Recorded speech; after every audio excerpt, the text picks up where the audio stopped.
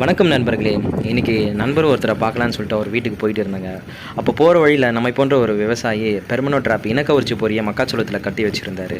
இது பார்க்கும்போது ரொம்ப சந்தோஷமாக இருந்தது. இதில் ஆண் பூச்சி கவர்ற மாதிரி ஒரு கேப்சூல் யூஸ் பண்ணுறாங்க. அந்த கேப்சூலிருந்து வர வாசனை மூலயமா ஆண் பூச்சி புழுக்கள் அந்த பைக்குள்ளே விழுந்துடும். விழுந்ததுக்கப்புறம் அதனால் வெளியே வர முடியாது, இறந்துடும். இன்றைக்கி இருக்கிற சூழலில் விஞ்ஞான ரீதியான விவசாயம் செய்யும்போது தான் நமக்கு மருந்து மற்றும் மனித வலியை குறைக்க முடியும். பொதுவாக விவசாயத்தில் மருந்து செலவு மற்றும் மனித உழைப்பை குறைச்சாலே லாபம் கூட வாய்ப்புள்ளது. குறிப்பாக 2018க்கு பிறகு தாங்க அதிகமான படைப்புழு பூச்சி மக்காச்சோளத்தில் அதிகரித்து காணப்படுது. இதுக்கான தெளிவான விளக்கம் அடுத்த வீடியோவில் நம்ம பார்க்கலாம். நன்றி.